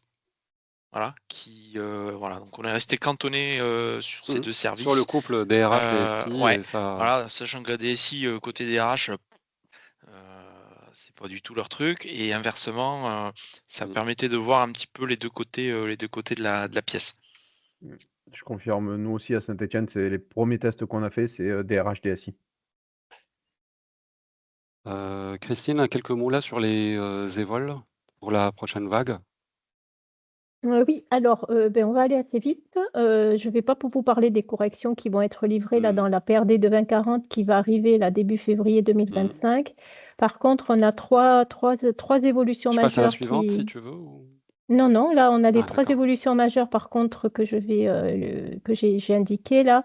Donc il y en a une, qui est très importante, c'est, on va rajouter le volet formation, c'est-à-dire les pavés qui permettent de saisir les bilans de formation et les demandes de formation, des agents et d'imprimer enfin de produire le compte rendu, qui correspond à celui qui est attendu, dans le cadre du modèle ministériel.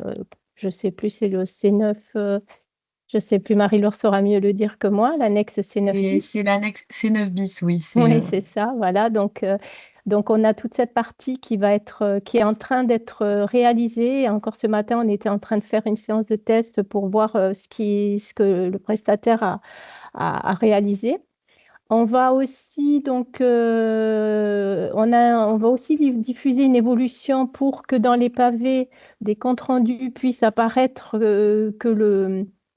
l'agent a signé de manière dématérialisée ainsi que le responsable. En fait, c'est ce qui correspond à l'acceptation côté formulaire. Donc, quand il accepte, ça correspond à une signature dématérialisée, hein, ce n'est pas une signature électronique.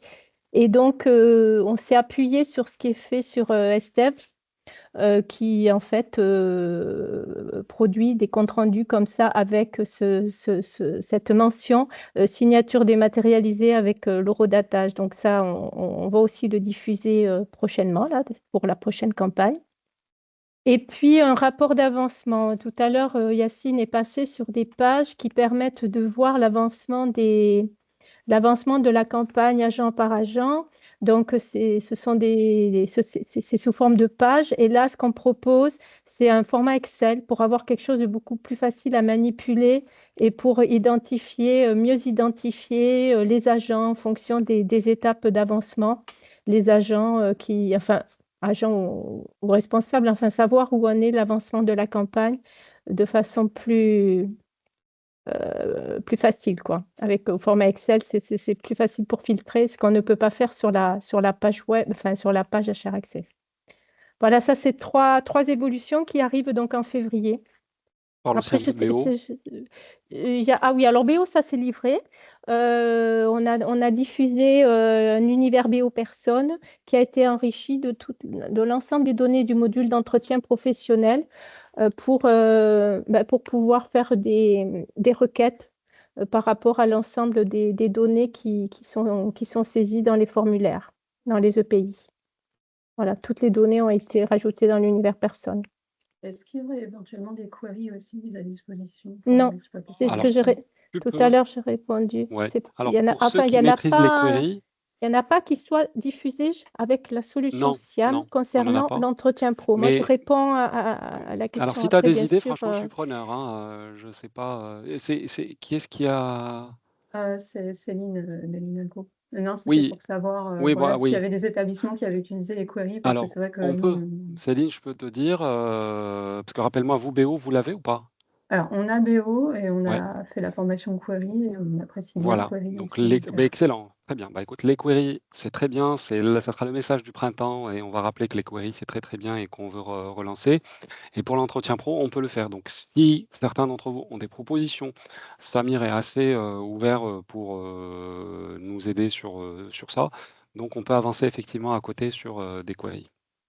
J'ai une Et- question de... Pardon, vas-y. je voulais juste enchaîner, puisqu'on parlait justement des versions SIAM, de savoir quel était l'impact des patchs, enfin l'organisation qui avait été mise en place par les établissements qui utilisaient ce module. Lors du passage des patchs SIAM, il y a souvent des interruptions de service un peu importantes. Est-ce qu'il y a des impacts particuliers sur les campagnes en cours? Et est-ce que je me souviens d'un retour d'expérience, je ne sais plus quel site c'était, mais ils avaient carrément fait le choix de ne pas passer de patch pendant l'ouverture des campagnes. Enfin, oui. voilà, est-ce que vous savez un petit peu comment ça s'organise dans les établissements? Oui, jusqu'à présent, toutes les évolutions qu'on a faites, on est toujours très vigilant là-dessus pour qu'il n'y ait pas d'impact sur les campagnes en cours. Donc, par contre, normalement, donc pour justement les trois grosses évolutions qu'on a ici, il n'y aura pas d'impact même pour la partie formation. Donc ça, c'est quelque chose qu'on doit tester justement en début de test, là, de recette. J'ai demandé aussi aux prestataires de bien vérifier les impacts sur des campagnes en cours, c'est-à-dire c'est déjà prévu dans notre stratégie de test. Par contre, pour les évolutions qui sont à l'étude, concernant l'agrandissement des champs, alors là, c'est très structurant. D'ailleurs, c'est un gros budget, cette évolution. Parce que déjà, techniquement, on est assez restreint par la solution HR Access et parce que, effectivement, ce type d'évolution demanderait à être installé en dehors d'une campagne. Donc là, c'est beaucoup de contraintes et techniques et en termes d'organisation pour On pouvoir... n'en est pas encore là, de toute façon, pour celui-là. Et de toute façon, pour bénéficier... J'explique. Voilà, l'agrandissement des champs. Et il y en a une autre qui pourrait impacter aussi. Non, pour l'instant, je crois qu'il n'y a que celle-là qui est vraiment impactante et qui devrait être installée entre deux campagnes. Sinon, Ça, ce sera bien signalé, vous le mettrez en avant lors des diffusions de patch, j'imagine, c'est Ah pour ça qu'il y oui, ait qu'on pas a de... c'est pour ça que c'est vraiment à l'étude pour l'instant, cette évolution.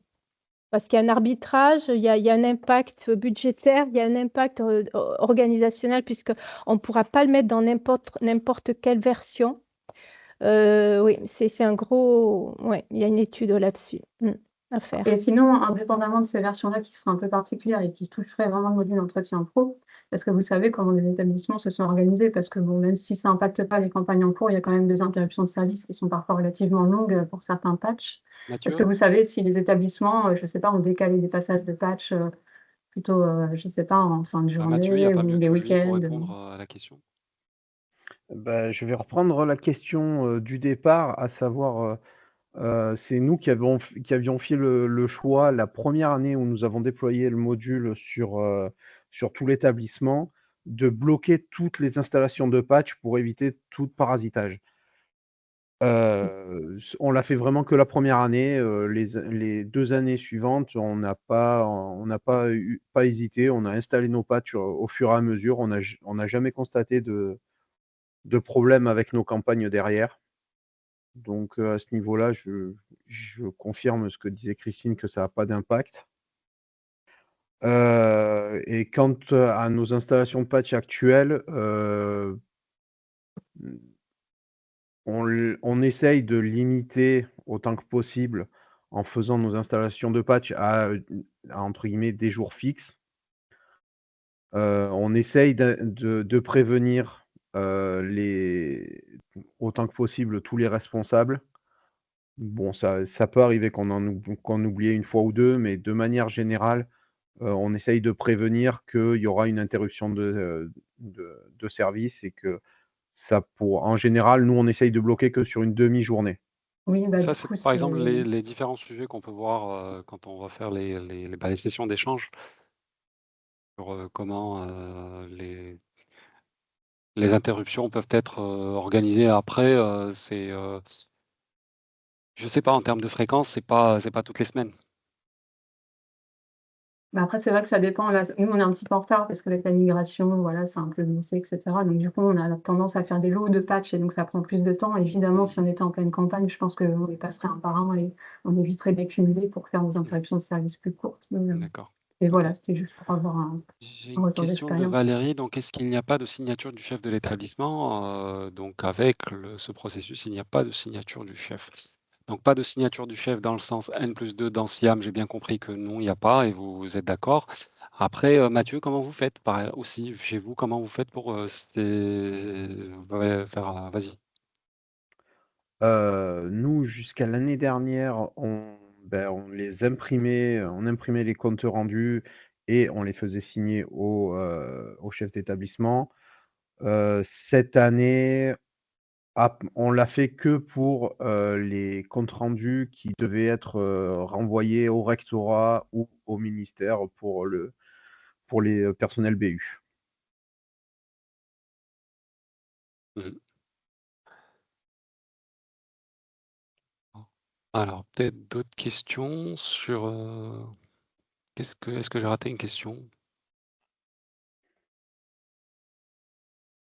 On a ouvert aussi le débat sur le N+2 dans SIAM, sur le forum, donc c'est pour ça que je vous ai invité un peu au début. C'est est-ce que les établissements souhaiteraient, voir et avoir la possibilité d'ouvrir ou pas? Donc le débat est ouvert sur le forum, vous pouvez l'enrichir. On essaie vraiment de se rapprocher un peu plus, on a les outils, on a le forum, on a des questionnaires, on a plein de choses qu'on peut Oui, utiliser pour, mieux cibler ouais. nos évolutions. On a aussi un document partagé pour revoir les notifications, parce qu'il y a des notifications mail qui sont envoyées, côté agent, côté responsable, chaque fois qu'une tâche, est envoyée, pour qu'il soit aussi averti par mail, hein, parce qu'il n'est pas tout le temps sur son espace. Et bon, ces notifications vont aussi un petit peu revoir le contenu. Donc on a fait, on a commencé, il y a eu des propositions de Strasbourg, il y a une proposition, je crois que c'est Saint-Étienne qui a participé On a aussi. Saint-Étienne, on a Strasbourg, on a Paris 1 et on a, D'accord, Compiègne. voilà donc Et en fait, c'est une invitation aussi qu'on peut lancer à vous tous, ceux, bien sûr, c'est pas obligé, mais ceux qui souhaiteraient aller encore plus loin, faire partie d'un groupe de travail commun pour nous aider et à réfléchir sur, ces problématiques-là ou des évolutions qu'on pourrait avoir dans l'outil. On a des espaces dédiés où on peut, partager, avec les établissements. Mmh. On a aussi un sujet concernant les données du poste, parce qu'actuellement, les données du poste qui apparaissent dans le formulaire, ce sont les données qu'on va chercher, dans les dossiers, dans le dossier, du poste d'affectation de l'agent, et il a été demandé aussi de pouvoir, modifier uniquement pour les besoins du CREP, du compte rendu d'entretien, ces données. Donc c'est pareil, c'est un sujet à l'étude, c'est une évolution quand même assez importante parce qu'il va falloir prévoir des nouvelles, structures pour héberger ces données qui sont spécifiques au compte rendu d'entretien. Donc voilà, on a un point aussi à l'étude, là-dessus pour savoir quelles sont les données qui seraient intéressantes à pouvoir saisir, vraiment dans le cadre de l'entretien pro et qui seraient différentes que celles qui sont issues de l'AGA. Voilà, c'est sur le forum qu'on a une question là-dessus. Donc, je peux résumer pour dire que voilà, pour la vague 2025, vous voyez un peu comment on propose. Je pense que c'est, Mathieu, tu avais une question complémentaire ou? Mmh, David, Ah P2. pardon, David, vas-y. Ouais. Déjà, super au niveau de l'évolution par rapport aux EPI, par rapport au C9 bis. Nous, vraiment, c'était l'élément qui nous freinait parce que l'avantage ensuite de faire les EPI d'un SIAM, ouais, mais si vraiment, effectivement, derrière, on peut récupérer l'information par rapport au C9 bis, c'est bien. Pour l'instant, c'est pas prévu de passer directement les demandes de formation dans la partie demande de formation, côté Mmh. formation, justement? Non. Non? Non, non. Non, parce qu'en fait, quand on a fait on a fait un atelier là-dessus et ce qui a été retenu, c'est de commencer déjà par une première évolution qui permettait de saisir et de produire le C9 bis. Voilà. D'accord. Donc, à l'identique de ce qui est fait dans Estève, c'est-à-dire, vous pourrez utiliser les catalogues qui sont déjà présents parce que vous gérez le module formation ou même que vous pourrez importer ou saisir pour les besoins du CREP. Et après, par contre, il n'y a pas d'interconnexion. Ça, c'est une autre DM qui sera faite si on voit que on y va en fait pas à pas, quoi. Parce que c'était vraiment trop, d'un point de vue budget, tout ça passait pas. Et comme on voulait quand même pouvoir produire le C9 bis, on est parti sur une première solution, je dirais, à la fois complète, mais simple. Donc, il n'y a pas d'interconnexion, à part avec le catalogue hein, des formations. Il n'y a pas d'interconnexion pour pouvoir, par exemple, automatiser les demandes de formation, etc.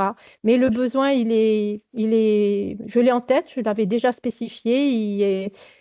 Il y a des solutions qui sont intéressantes, mais ça demande un peu plus d'argent, enfin un peu plus de budget. Ce sera dans un deuxième temps. Marie-Laure, Ensuite, ensuite Maxime. on peut Pardon. vous demander pourquoi pas ensuite les bordereaux d'injection de demande et le faire nous-mêmes en interne pour exploiter les informations en table pour les réinjecter côté demande.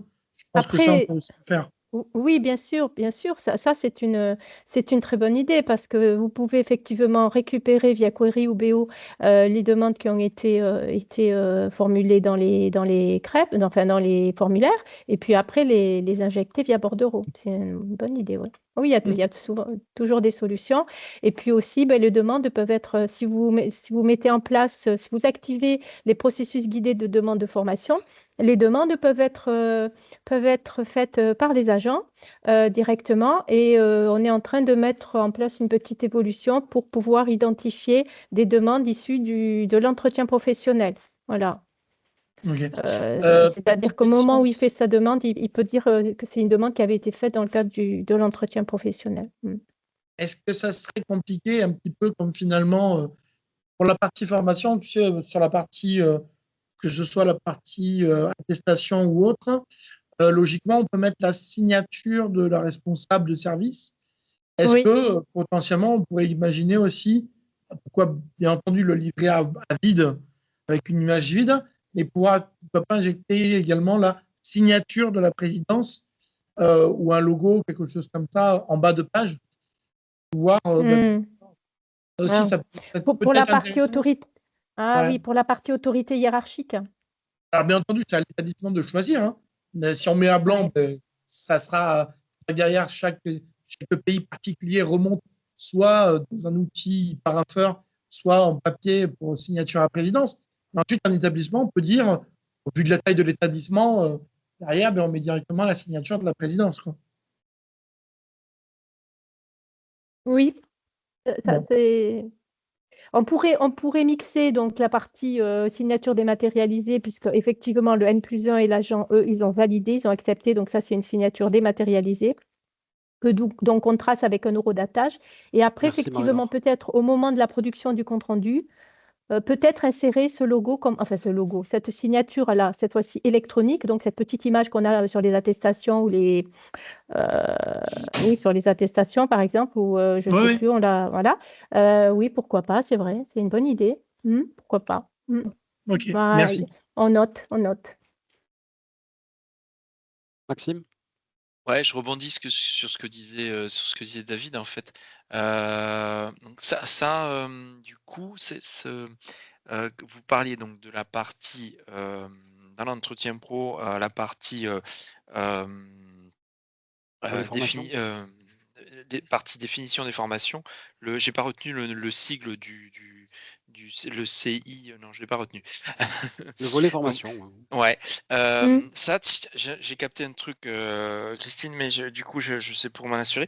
Là, actuellement, tu as dit si tu as défini ton catalogue de formation dans le module formation, tu le vois quand tu fais cette partie-là dans l'entretien, c'est ça? Je Voilà, dis pas de ce qu'on bêtises? a, ce qu'on a prévu D'accord. dans ces pavés, Ouais, où on peut saisir les formations dispensées, les formations ouais, suivies, les demandes de formation, c'est que l'agent puisse soit aller rechercher dans le catalogue ouais, SIAM, ouais, qui a été alimenté ou oui. importé, Ça, c'est dans le module formation. soit de faire une saisie libre à chaque fois, D'accord, d'accord. pour qu'il y ait Donc en vraiment fait, toutes tu as les déjà possibilités.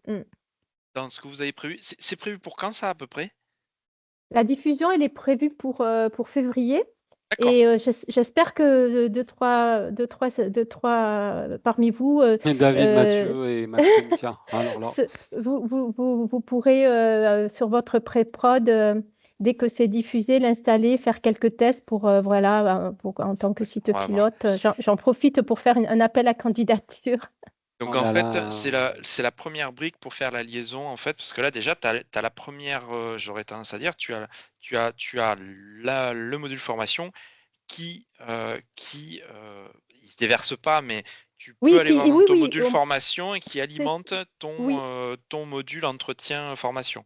parce qu'on Oui, voulait garder la flexibilité, tu vois? mais Non, non, mais c'est très bien. ce qu'on Au contraire, c'est ce propose, qu'il faut. mais on veut pas que, en fait, il faut quand même que ce soit décorrélé parce que c'est mieux. C'est-à-dire que même les établissements qui n'ont pas le module Oui, formation, on a des bordereaux déjà tout prêts, des build-dockets qui permettent hein, d'importer un catalogue. Donc, d'accord. ils peuvent juste importer le catalogue et ensuite, il pourra être utilisé par Entretien Pro, même s'ils ne gèrent pas Si, les formations ouais, avec SIAM. D'accord? Bien OK. sûr, si vous gérez si vous exploitez le module formation et que vous avez un catalogue, bien sûr, c'est celui-là qui sera utilisé, bien Mmh. sûr. Lorsque l'agent voudra saisir et qui cherchera dans le catalogue, il verra les formations. Ouais. Non, déjà, c'est bien, c'est un bon premier pas. Non, franchement bien. C'est le premier pas qu'on a. Ouais, Oui, ça ouais, c'était ouais, pour moi, c'est logique. c'était le minimum quand même d'interconnexion à proposer. Puis le reste, on le fera dans un deuxième temps Ouais, pour les formations suivies, pour aller voir dans les formations qui ont été suivies par l'agent, pour déjà les proposer par défaut. Et puis aussi pour les demandes, automatiser la création des demandes à l'étude et qu'elles apparaissent côté gestionnaire pour voilà. mais déjà, ça Et apporte quand même Ouais. ça va quand même apporter, déjà l'entretien de formation qui est quand même pas mal attendu, je pense et aussi, du coup, le recueil quand même de toutes les demandes, déjà de manière un peu plus facilitée, même, si pour l'instant rien n'est renvoyé, on peut quand même venir les chercher, avoir un pool d'informations voilà. pour la partie du plan de formation derrière. Non, c'est Oui. Isabelle, bien. Alex, vous avez,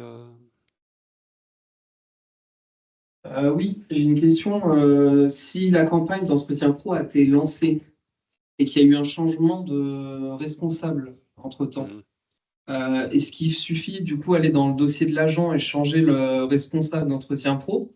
ou est-ce qu'il faut aussi aller dans le module Non, la BDP, c'est d'entretien? vraiment en amont. Le module Alors, entretien, je pensais que tu je parlais. Christiane, vas-y. ouais, je réponds. En fait, si c'est un responsable direct, celui qu'on saisit dans le dossier agent, si on le modifie, effectivement, à partir du moment où il est modifié, c'est lui qui recevra les formulaires. Par contre, attention, quand on lance la campagne, on initialise le responsable direct qui apparaîtra dans le compte-rendu. Et celui-là, par contre, c'est à l'initialisation de la campagne. Celui-là, il ne bouge pas. Il y a Donc, des il faut aller le solutions, hein. changer dans la campagne. Donc, on ne peut pas. Oui, alors, Il y a des solutions. Il y a des solutions. il y a des Alex, solutions, c'est plus lourd, mais mais quand même, il y a des solutions. il y a des. Oui, il y a des solutions. C'est-à-dire, en fait, chez nous, on a eu ça. Mais Yacine, tu peux en parler si tu veux. On a eu ce genre de choses.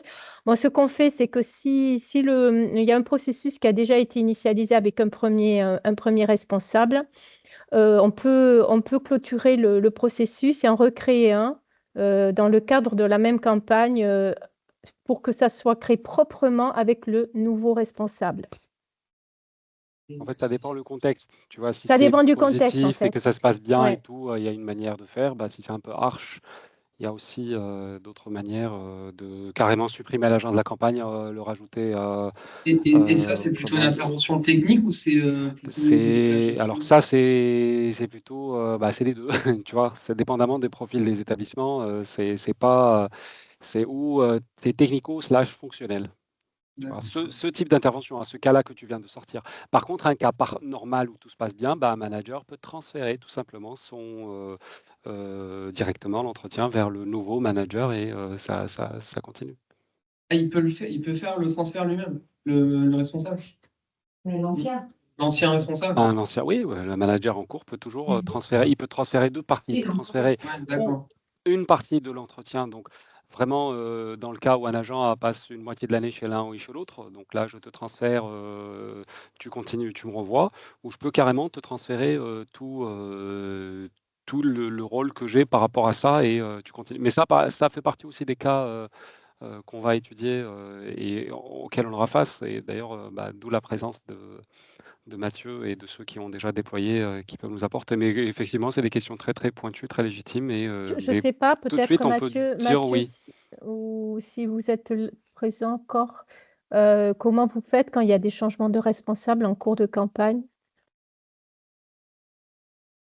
Je ne sais pas s'il est encore là, Mathieu. Je sais pas. Non. En fait, on a vraiment dépassé beaucoup, donc Oui, on a dépassé on beaucoup, devra ouais. bientôt finir. Je ne sais pas, est-ce qu'il y en a encore qui ont des questions? Mais enfin, soyons transparents, enfin, vous me connaissez, donc normalement, vous pouvez y aller avec moi. Notre objectif, voilà, c'est de présenter vraiment une démarche de déploiement tout en rassurant les établissements et en donnant des recommandations pour que vous puissiez en interne savoir déjà, vous pouvez ou vous pouvez pas parce que par rapport à ce que vous avez vu, mais déjà à chaud, sans que vous ayez à vous engager, on a quelques retours des uns et des autres.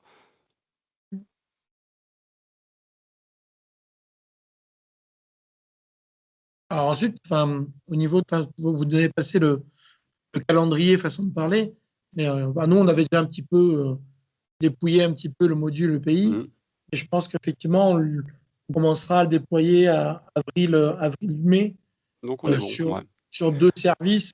Je parle, sûrement DRH, DSI, pas aussi un autre, un peu plus petit, mais on D'accord. voit un petit peu ce que ça donne Non, ailleurs. mais c'est ce Mais, qu'on souhaite en fait. On souhaite vraiment embarquer des établissements pour qu'ils puissent, s'ils sont prêts, s'ils veulent, et par rapport à ce qu'on donne comme recommandation, de le tester. Et puis à la fin de dire, OK, bah, je sais, je veux plus parce que je suis, voilà, c'est trop compliqué chez moi mais heu, mais c'était ça en fait l'objectif principal de cette, webconf. Céline, tu avais encore une question? Oui, je me demandais si avant d'ouvrir, vu qu'on ouvre GP4U, est-ce qu'il est conseillé de faire une petite phase de fiabilisation des données? Alors je ne sais pas exactement ce que voient ou non les agents, via leur portail, C'est je crois qu'on un peut plus ou moins, bon, alors choisir, il y a 2 mais écoles pour GP4U côté GA. Il y a une école où, les, établissements l'ouvrent, pour, donner juste de la consultation aux agents Et je sais pas, Alex, Lisa, vous pouvez peut-être, compléter et puis il y a d'autres établissements qui ouvrent carrément le processus pour fiabiliser. En fait, ils font une communication pour dire aux agents: «On va ouvrir GP4U, si vous voyez qu'il y a des choses qui vont pas bien dans votre dossier, bah, faites-le nous savoir» et ils font travailler un peu les agents, sur GP4U. Après pour une première campagne, si tu l'as fait à la DRH et la DSI, je pense que les gens ils sont déjà, Mais, pour moi après si ça peut servir que pour le GP4U, que pour Entretien Pro, il y aura que l'entretien pro, hein, il y a pas la partie GA. exactement, c'est ce que j'allais dire. Vous Ok. ouvrez, en fait, les processus, vous les ouvrez un par un. Vous ouvrez ce que vous souhaitez. S'il y a que les processus entretien professionnel, il n'y aura que les tâches. Il n'y aura pas de Ce que possibilité vous de avez montré moi, voir, par c'était trop riche parce exemple, que c'est un environnement de test. voilà, il n'y aura D'accord, pas ok. il y aura pas les processus de GA, il n'y aura pas les processus de formation, etc. Donc l'agent verra assez peu de choses, finalement, il aurait surtout accès à son Que sa interface tâche. pour faire son entretien pro et puis Mmh. voilà. C'est D'accord, ça. donc il y a pas d'historique de carrière, de choses comme ça Ouais. qu'il faudrait éventuellement, on va dire, Non, fiabiliser avant. bah, c'est Ok. ce qu'on a, nous, à l'AMU, on a juste accès aux tâches de l'entretien professionnel.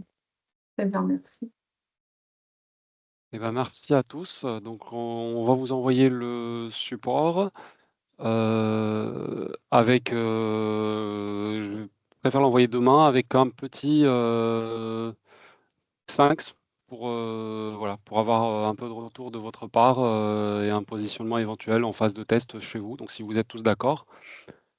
Et on commencera à envoyer des invitations pour faire un premier point. Donc, je vous ai dit à la 3e semaine de janvier pour commencer à travailler. Bah, pour ceux qui sont déjà en avance, donc quand je t'enverrai ce support-là, les liens vers tous les autres modes opératoires, que ce soit techniques ou fonctionnels, vers les uns et les autres. Et puis, pour ceux qui donc sont intéressés, vous pouvez nous répondre pour dire, «OK, on se met en ordre de marche. Est-ce qu'on peut» même si vous voulez un point, bah, qu'entre vous et AMU, pour qu'on puisse un peu recadrer un peu plus, l'organisation, n'hésitez surtout, surtout pas et on est là pour ça. Et vraiment désolé pour le temps en plus, mais, dans le sud, on a le temps.